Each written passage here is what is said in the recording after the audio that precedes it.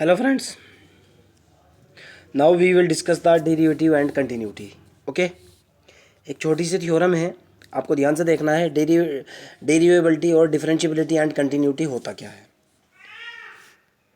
Theorem का statement है कि suppose that if F is a function, if a function is derivable at any particular point, then it is continuous at that point. सीधा सीधा सा मतलब ये निकलता है बेटा, ध्यान से सुनना, कि अगर मेरा कोई फंक्शन डिफरेंशिएबल है तो वो कंटिन्यूस होता ही होता है. लेकिन अगर कोई फंक्शन कंटिन्यूस है तो इस चीज़ की कोई गारंटी नहीं है कि वो फंक्शन डिफरेंशिएबल हो. ओके, इस थ्योरम के अंदर मैं जो प्रूफ देने जा रहा हूँ, मैं प्रूफ ये देने जा रहा हूँ कि अगर मेरा कोई फंक्शन डेरिवेबल है, अगर मेरा कोई फंक्शन डिफरेंशिएबल है, तो मेरे को प्रूफ देना है कि मेरा फंक्शन कंटिन्यूस होना ही चाहिए. ओके, चलते हैं आगे की तरफ चलते हैं. मेरे को गिवन है, given that F is derivable. Suppose that मैं कहना चाह रहा हूँ कि मेरा जो फंक्शन डेरिवेबल है और मेरा जो फंक्शन डिफरेंशिएबल है at X is equal to C के ऊपर है. आप इस चीज़ को बहुत अच्छे तरीके से जानते हो कि अगर आपका फंक्शन डिफरेंशिएबल है, लास्ट लेक्चर के अंदर, लास्ट वीडियो के अंदर मैंने आपको ये बात बताई थी कि अगर आपका फंक्शन डिफरेंशिएबल है तो लेफ्ट हैंड डेरिवेटिव बराबर होना चाहिए राइट हैंड डेरिवेटिव के. ओके, या दूसरी फंडामेंटल डेफिनेशन ये भी है कि लिमिट एक्स टेंस टू ए, या लिमिट एक्स टेंस टू, यहाँ ए ले लो बेटा, ये ए है, at X is equal to A के ऊपर, limit x tends to A F x minus F A divided by X minus A will be exist. Okay, clear, ये exist होना चाहिए. नाउ आगे की तरफ चलते हैं. सो दैट सेकेंड है कि मेरे पास जो है limit h tends to zero f of x plus k c plus k, मैंने जब x is equal to a लिया हुआ है तो यहाँ आप a plus k f of a plus k h minus f of a whole upon h, ये भी एग्जिस्ट होना चाहिए. ओके, नाउ फंडामेंटल कंसेप्ट की तरफ देखता हूँ. मेरे पास जो है क्या है भाई कंसेप्ट, मैंने सीधा सीधा रिजल्ट उठाया बेटा, मैंने रिजल्ट उठाया F x minus F A, ये वाला पोर्शन उठाया मैंने और इसको कैलकुलेट किया. F x minus F A को जो मैं लिख सकता हूँ, now F x minus F A को लिख सकता हूँ F x minus F A divided by X minus A into X minus A. अर्थात मैंने F x minus F A को डिवाइड कर दिया एक्स माइनस ए से और मल्टीप्लाई कर दिया एक्स माइनस ए से.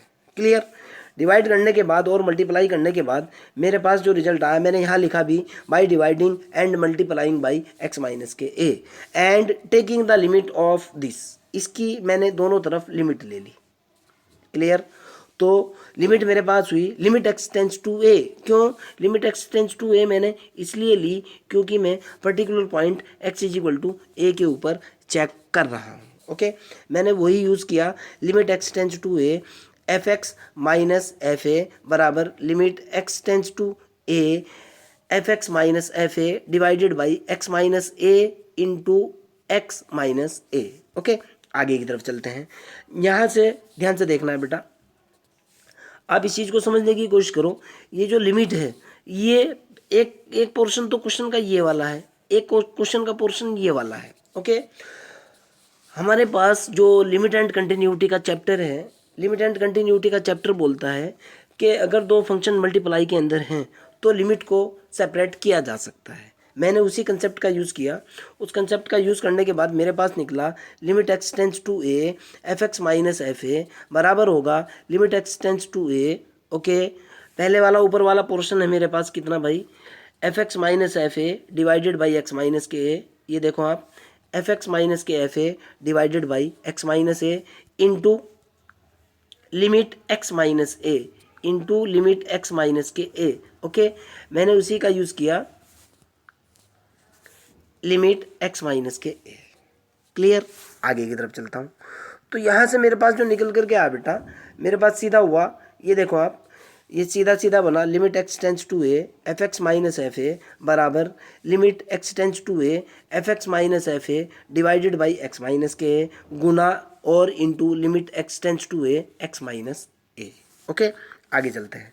यहाँ से मैंने ये लिमिट कैलकुलेट की limit x tends to A. Now limit x tends to A x minus A, भाई जब आप एक्स की वैल्यू ए पुट करोगे तो जाहिर सी बात है एक्स माइनस के एक्स या ए माइनस ए बराबर 0 होगा ना।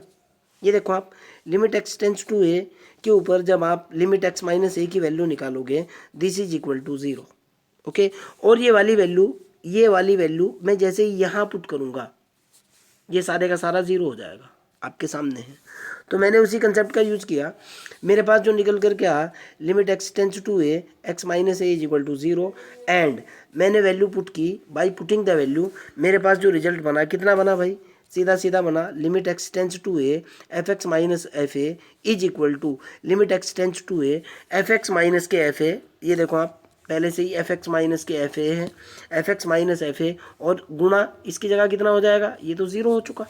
क्लियर, वो देखो आप इंटू 0 अर्थात ये वाला पोर्शन सारा 0। ओके, मेरे पास कितना निकल करके आया, सीधा सीधा मेरे पास निकला limit x tends to A F x minus के F A is equal to 0। और फिर मैंने इसके ऊपर by the definition of limit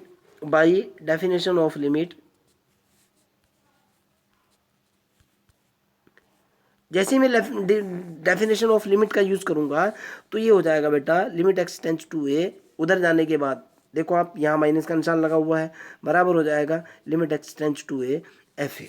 clear, और limit x tends to A F ए बराबर एफ ए ही होता है। क्यों, क्योंकि ए कॉन्स्टेंट है, कोई पर्टिकुलर पॉइंट है। ओके, तो यहाँ से मेरे पास कितना निकला बेटा, डायरेक्ट निकला limit x tends to A F x is equal to f a. और अगर ऐसा हो जाए इसका मतलब ये निकलता है कि मेरे पास लिमिट एग्जिस्ट है, और लिमिट अगर एग्जिस्ट है तो इसका मतलब निकलता है लेफ्ट हैंड लिमिट बराबर है राइट हैंड लिमिट के, और अगर left hand limit is equal to right hand limit k है और बराबर आ चुका ये वैल्यू ऑफ द फंक्शन के, so that the given function is continuous 8 point X is equal to A. और यही मेरे को प्रूफ करना था, यही मेरा क्या था भाई, हैंस प्रूफ। आपका अगर कोई डाउट हो, कोई प्रॉब्लम हो, you can directly ask me. Okay, bye.